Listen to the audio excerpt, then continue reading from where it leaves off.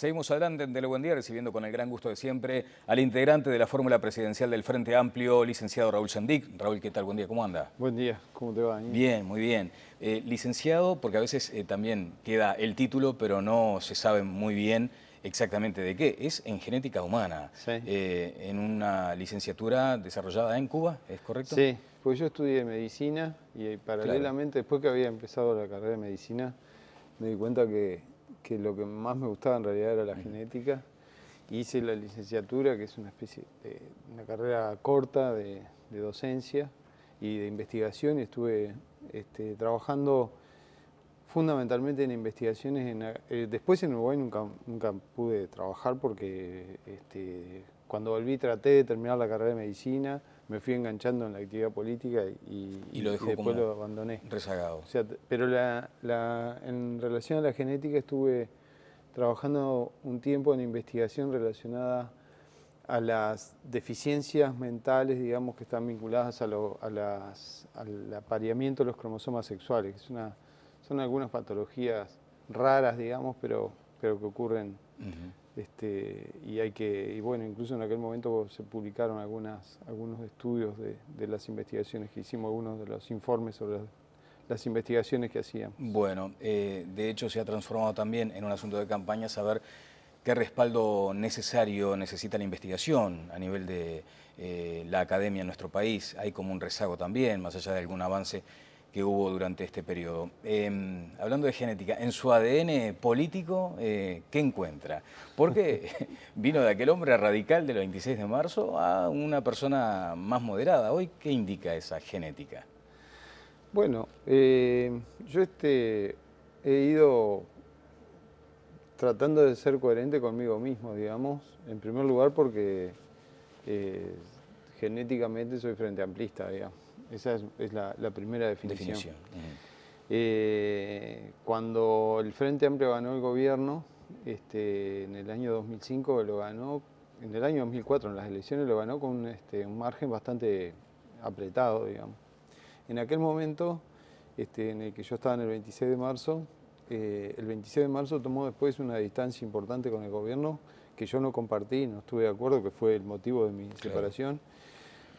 Porque nunca me imaginé, digamos, siendo frente amplista como era y como soy, que el día que llegáramos al gobierno yo me iba a parar en la vereda de enfrente a tirar piedras al rancho de que estaban tratando de construir mis compañeros, digamos. Así que me sumé con mucha fuerza a la construcción del nuevo gobierno y a la gestión del gobierno, en aquel momento en ANCAP. Después fui ministro de Industria y Energía. La experiencia de ANCAP fue muy positiva en el sentido de que ANCAP es una empresa que tiene vínculos con una enorme cantidad de sindicatos, con una enorme cantidad de empresas a nivel nacional, y también tiene vínculos a nivel internacional muy fuertes, que aportan una visión del mundo, digamos, también muy global, digamos, y muy moderna, bueno, digamos, por las necesidades que hay de desarrollar proyectos, de vincularse con el mundo. Bueno, usted dijo acá mismo en su momento que había sentido mucho dolor por ese desmembramiento, por ese desprendimiento, y que además sostenía que seguía con aquellos paradigmas ideológicos como el antiimperialismo. Uno se pregunta en qué medida también a veces estar en la presidencia de ANCAP con grandes potencias no iba en contra de ese espíritu político, de esa ideología, digamos. Desde ANCAP nosotros, uno de los procesos más importantes que hicimos fue justamente el inicio de la exploración petrolera en el Uruguay. La exploración petrolera trajo al Uruguay a las empresas más importantes del mundo. Hoy tenemos el privilegio, digamos, como nación, como país y como economía, de que las 8, 9 empresas, 10 empresas más importantes del mundo en exploración petrolera están trabajando en el Uruguay. De ellas, 2 o 3 británicas, digamos.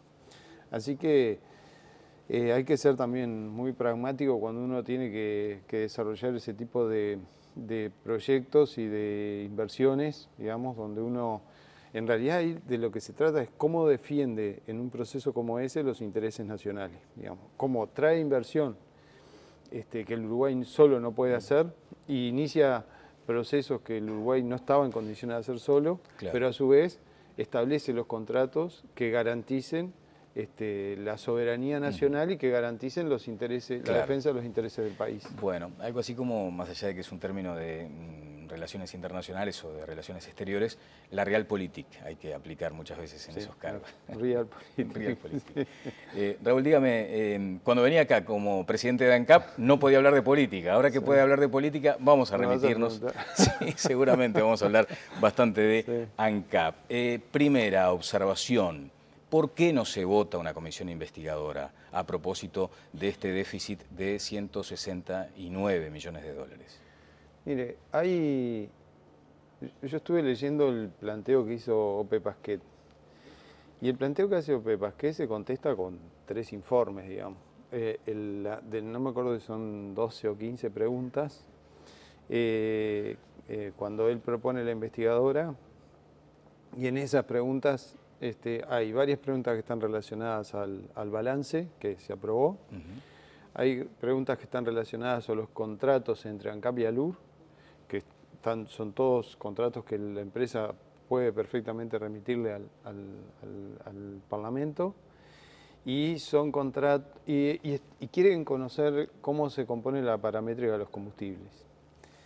La verdad que no, yo desde mi punto de vista que yo fui legislador, esto lo puedo decir porque fui legislador, porque si no hubiera estado en el Poder Legislativo no podría hablar de esto sin conocimiento, digamos, pero como estuve ahí, incluso integré una investigadora, yo integré la investigadora del sistema financiero cuando se cayeron todos los bancos,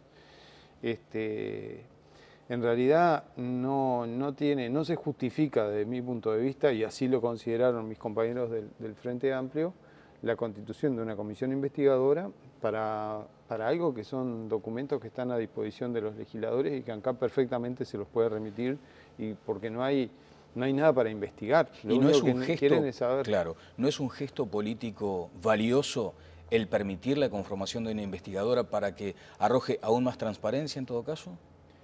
¿Y no le parece que es habilitar, digamos, durante unos meses una especie de circo político, digamos, porque en realidad el objetivo es eso, si lo que quieren saber son quieren conocer 3 documentos, el balance, la paramétrica y los contratos que tiene la empresa con ALUR, no se necesita constituir una investigadora para eso, y así lo consideraron los legisladores, pero lo mejor sería preguntárselo. Claro, de hecho va a estar Daniel Martínez seguramente en breve acá, pero muchas veces va en esa línea el razonamiento del ciudadano común y corriente.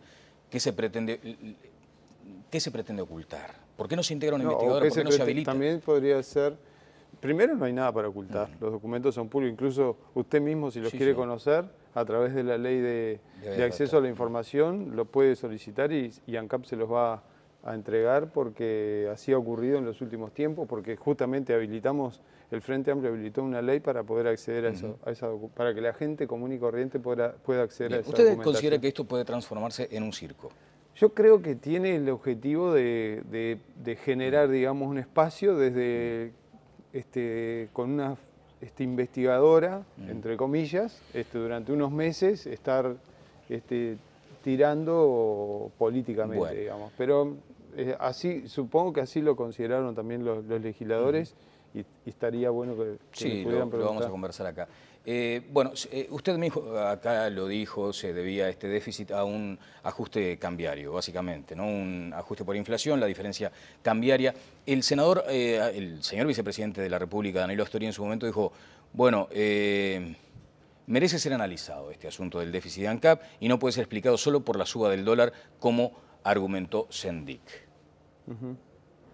El déficit fundamentalmente lo voy a tratar de explicar con toda claridad. Bien. ANCAP tuvo un proceso de inversión durante estos 6 últimos años, 6 o 7 años en este periodo en que estuve al frente de la empresa. ANCAP construyó 10 plantas industriales, 10. La planta desulfurizadora con una inversión multimillonaria, la planta de cal 2 plantas de cal en el departamento de 33 que no existían y que ahora están exportando cal a Brasil, la remodelación de las dos plantas de cemento, la de Minas y la de Paysandú, la planta de etanol en Bella Unión, la planta de etanol en Paysandú, la planta de biodiesel en Paso de la Arena, la planta de biodiesel en Capurro y la planta regasificadora que está en construcción. Son 10 plantas industriales. Jamás la empresa había tenido un plan de inversión tan ambicioso en tan poco tiempo. Esto triplicó el activo de la empresa a lo largo de estos años.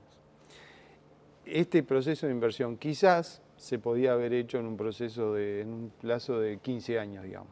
El problema es, porque fueron muchas inversiones en un plazo muy corto. El problema es que la empresa venía de 30 años sin inversiones.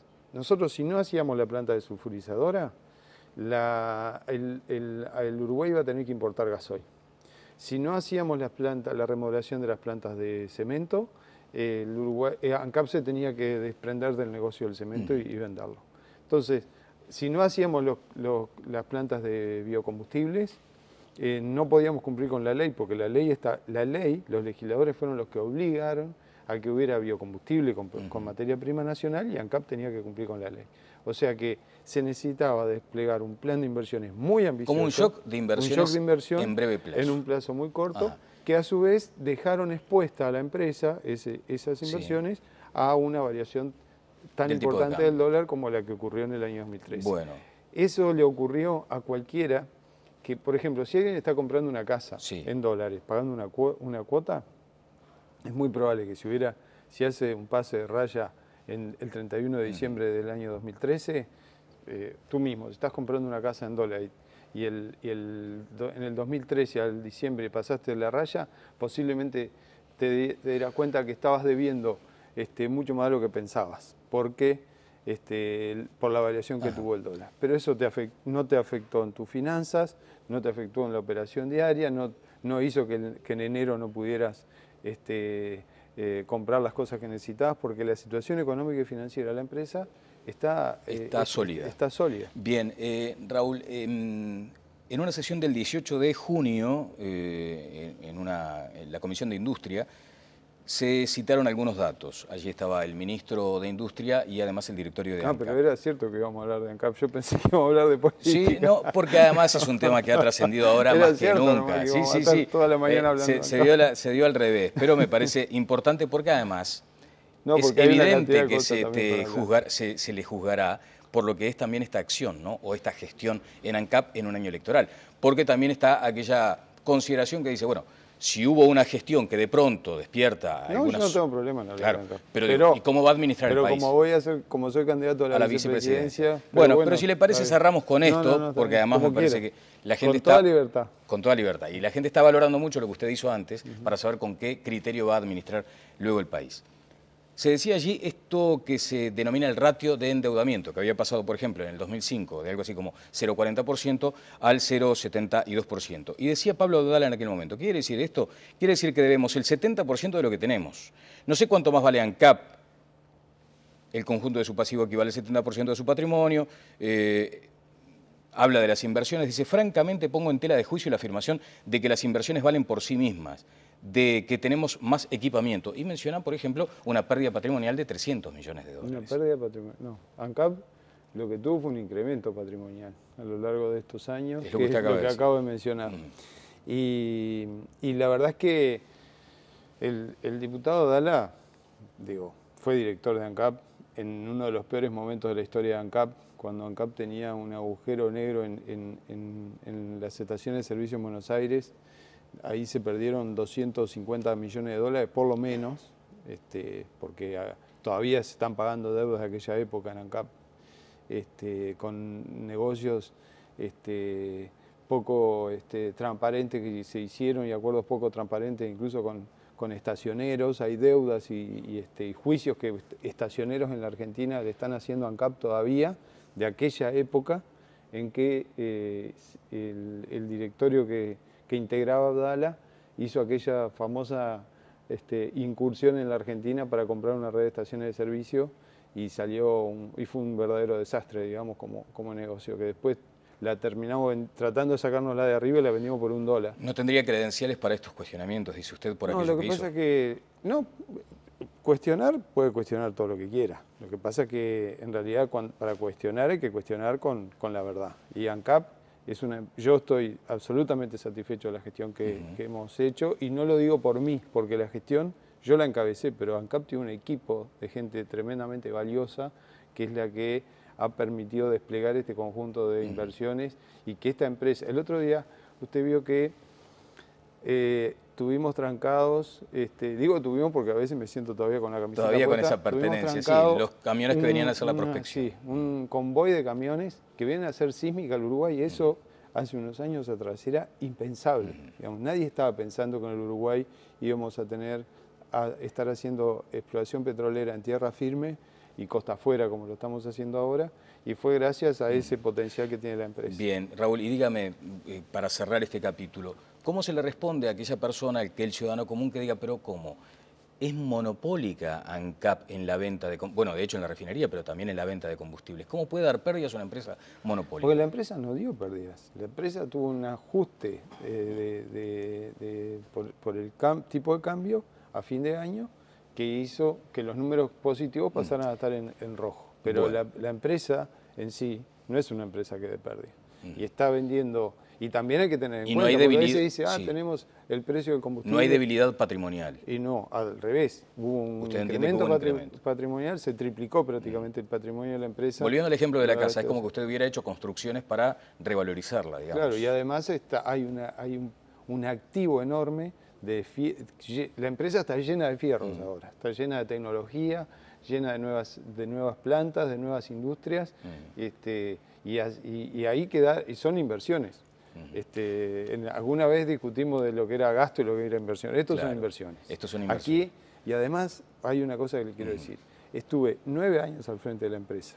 La empresa factura 4.000 millones de dólares por año, 13 millones de dólares por día, y tengo la satisfacción de que no hay una sola persona que pueda cuestionar la honestidad con la que conducimos esa empresa. Bien, habla de amiguismo Pedro Bordaberry. Dijo ayer en una recorrida por el norte que en Alur, por ejemplo, había claramente amiguismo, que era innecesario comprar un avión, que para eso estaban las carreteras, para transitarlas también como él, por ejemplo. Sí, lo que pasa es que nosotros consideramos en aquel momento que era necesario comprar el avión para los desplazamientos. Es una avioneta, no es un avión. ¿Se está usando frecuentemente? Se está usando. La avioneta costó 200 y pico de $1.000.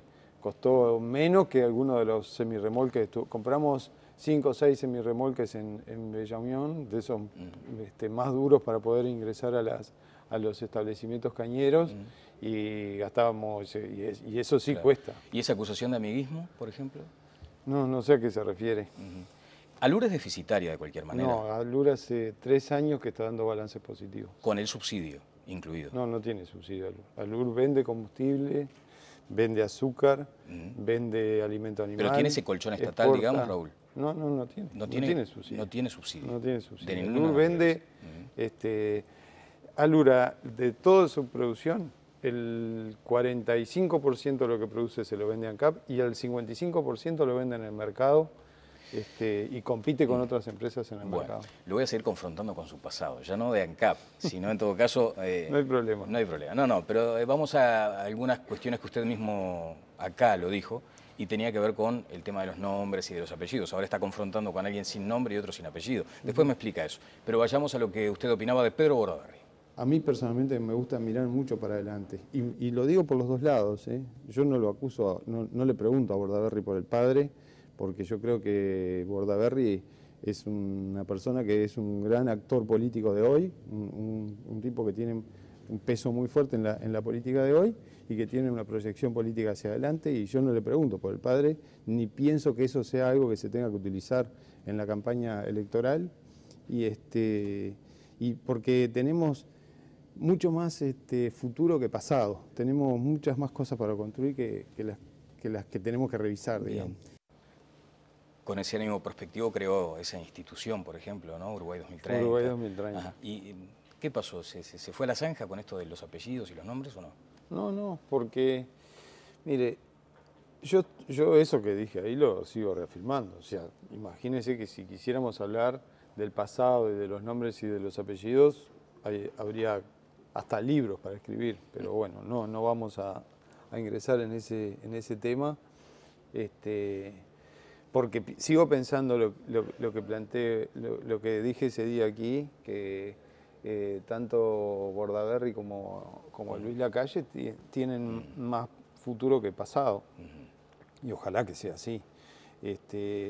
Creo que de todas maneras, lo que dio trascendencia al tema de los apellidos fue que yo estaba haciendo una referencia a un tema que es muy importante, que tiene que ver con el proceso de infantilización de la pobreza que vivió el Uruguay a principios de este siglo. O sea, en el año 2002, en el año 2003 y en el año 2004, incluso cuando nosotros llegamos al gobierno, el 60% de los niños del país, menores de 6 años, el 60% estaba bajo la línea de pobreza.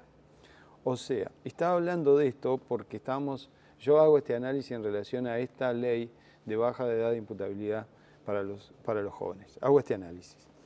Si estos chiquilines, estos niños menores de 6 años, estuvieron bajo la línea de pobreza, con necesidades básicas insatisfechas, o sea, no tuvieron el suficiente cuidado, no tuvieron el suficiente alimento, no tuvieron la atención de salud que necesitaban, no tuvieron el estímulo, el entorno que los cuidara en aquel momento y que los protegiera. 6, para ser bien claro, de cada 10 chiquilines que hoy nos cruzamos en la calle, que tienen 16, 17 y 18 años, de cada 10, 6 se crearon en esas condiciones. Entonces, nosotros les tenemos que pedir disculpas, en realidad. Como sociedad, le tenemos que pedir disculpas, porque los tratamos muy mal cuando eran bebés, y cuando eran niños. Bien. Y ahora hay determinados sectores políticos que están impulsando una ley para poder mandarlos presos cuanto antes. Cuando en realidad lo que deberíamos pensar es cómo compensamos las carencias que tuvieron en esa etapa. Correcto. Entonces yo lo que digo es, estas políticas, los que llevaron a esta situación, quizás una de las peores consecuencias del modelo neoliberal que se aplicó en el Uruguay en esos años, fue la infantilización de la pobreza. Quizás de las peores, esa y la mortalidad infantil dramática que tuvimos en el país, en algunos lugares del país en aquella época, son las peores consecuencias del modelo que se aplicó por blancos y colorados a principios de este siglo en el Uruguay. Sobre todo en aquel extremo norte. Sí, pero mire que la infantilización de la pobreza era general. Entonces, los que llevaron a esa situación hoy son los que están planteando la baja edad de imputabilidad. Entonces, yo lo que digo es doble castigo. Los castigaron cuando eran chicos y ahora los mandamos presos. Bueno, para redondear simplemente. Entonces, aquellos tienen nombre y apellido, dije. Aunque ahora, dije, algunos no tengan ni nombre ni apellido, pero aquellos tenían nombre y apellido. A eso se refería. Esa es la aclaración. Digo, para completar esto, lo que usted opinaba de la calle Pou, porque ya que hablamos de Bordaberry, vamos a lo que usted decía sobre la calle Pou. En alguna oportunidad hemos hecho algún viaje juntos, algún foro, y eso permitió tener una buena relación y lo respeto mucho, creo que es un gran trabajador. No es un rival, digamos, un adversario para subestimar, creo que hay que tener muy presente que es un rival a tener en cuenta, que hay que trabajar mucho, que está bien posicionado, que ha venido creciendo y eso para todos nosotros, para los Frente Amplistas, es un desafío importante. Pero no había pensado en eso y es cierto. Cada uno igual ha hecho su propia trayectoria política. El más joven, que es Lacalle, también ha hecho su propia trayectoria, nosotros particularmente también y Bordaberry también. Bueno, queda claro que no hubo alusiones a los candidatos a la presidencia en este caso, de acuerdo a lo que usted ha dicho. Y me dijo acá también una cuestión que tiene que ver con lo político en cuanto a la conformación del Parlamento. Si no hay mayoría, para usted era una derrota. Si no hay mayorías absolutas del Frente Amplio, significará una derrota. Sin embargo, parece que el riesgo está hoy más latente que nunca. Bueno, no sé, yo creo que vamos a ganar con mayoría parlamentaria. Nosotros estamos trabajando preparando el gobierno. Incluso estamos trabajando en la idea de que el 1 de marzo, cuando Tabaré Vázquez, el presidente electo, presidente de la República, digamos, en ese momento, asuma, pueda entregarle al Parlamento un conjunto de propuestas para algunos de los proyectos más importantes que el próximo gobierno va a desarrollar. O sea, que estamos trabajando en eso que se llamaría el día cero. El día cero. Allí, ¿cuáles son las prioridades entonces? Las prioridades, primero, hay una serie de prioridades relacionadas a la infraestructura. O sea, tenemos que... También un shock de inversión. Un shock de inversión en infraestructura, público y privado, que tiene que ser en relación a los puertos, a las carreteras, a las vías férreas, y a la instalación del ferrocarril en el Uruguay, al puerto de aguas profundas, a las hidrovías, que requiere... O sea, la economía ha tenido un crecimiento muy grande en el país en los últimos tiempos, la producción ha tenido un crecimiento muy grande y la infraestructura nos está quedando rezagada. Y necesitamos hacer un shock que nos permita adecuar la infraestructura para el Uruguay que va a venir, que es un país que va a necesitar una enorme infraestructura para poder salir al mundo con toda su producción. ¿Se le puede decir algunas de esas promesas estaban contenidas en la campaña anterior, que se perdió, por ejemplo, este periodo en algunos aspectos? Yo creo, por ejemplo, el puerto de aguas profundas es un caso en que se tenía que haber avanzado más rápido y no se ha podido hacer. Entonces nosotros estamos previendo en este tema, por ejemplo, de la infraestructura, que es en algunos temas relacionados con la educación y con los cuidados de la primera infancia. O sea, estamos pensando en algunas medidas que tienen que ver con la clase media, fundamentalmente, con la mujer trabajadora, con la mujer profesional, en cómo aseguramos que haya guarderías, que desde el Estado se pueda garantizar el Eso está enmarcado en el Plan Nacional de Cuidados. En el Sistema Nacional de Cuidados, que apunta justamente a esto. Estamos previendo, digamos, también algunas medidas relacionadas al estímulo, al desarrollo de la inversión en tecnología y en innovación, que nos garantice un proceso de industrialización mayor en el Uruguay y que nos permita ir hacia una economía que esté más relacionada a la biogenética, a la biotecnología, a la innovación, a los procesos vinculados a la investigación científica relacionada a los procesos productivos que se hacen en el país. Claro, usted ha marcado, no nos queda más tiempo, lo seguiremos hablando a lo largo de la campaña, ha marcado la necesidad de que no sea tanto materia prima lo que se exporta, sino incorporarle valor agregado y tecnología. La conducción de la economía está bien así, hay que seguir en ese rumbo. ¿Será Astori, de acuerdo a sus expectativas, el futuro ministro de Economía? Astori va a ser el ministro de Economía. Justamente estamos reafirmando esa política, estamos reafirmando también sabiendo que tenemos que ir hacia un proceso que garantice esto, una mayor industrialización. ¿Y eso es girar más a la izquierda, digamos? No, eso es profundizar en un modelo que hemos venido aplicando. No es girar más a la izquierda. ¿No está de acuerdo con ese concepto? No, nunca estuve de acuerdo con ese concepto. Bien. Eso lo debe haber dicho acá también. También, ¿sí? ¿Se da cuenta? Bueno, eso seguro que lo dije acá. Exactamente. Que no está de acuerdo con ese concepto. Raúl, le quiero agradecer mucho estos 2 minutos, habrá mucho más tiempo para compartir más adelante, sobre todo también por la necesidad de fortalecer algunas instituciones como de Contralor del Estado. Usted ha sido muy crítico con el tema del sindicalismo muchas veces, ¿no? ¿Entiende que hubo un daño allí? Yo creo que hubo algunas, sobre todo en esto que pasó con ACE, por ejemplo, me parece que le hace un daño tremendo al prestigio del movimiento sindical y espero que el sindicalismo lo pueda resolver rápidamente. Destinar tantos recursos, por ejemplo, para el plan de vivienda, que era también un gran postulado del presidente. Si quieren destinar recursos, no hay problema. Creo que el tema de la vivienda es un tema que hay que resolverlo. Claro. El tema que hay que resolverlo con transparencia, digamos. Me parece que ese es el tema. ¿Y faltó transparencia? Aparentemente sí. No, la verdad que no estoy bien enterado de cuál es la situación interna que hay en el movimiento sindical en relación al tema de pero de hecho se le ha retirado también de parte del Ministerio los recursos destinados a esos efectos. Bueno, seguiremos hablando más adelante. Con mucho gusto. Hay mucho por delante. Cómo no. Raúl Sendic, que estuvo con nosotros, candidato a la vicepresidencia por el Frente Amplio. Pausa y seguimos adelante en Telebuen Día.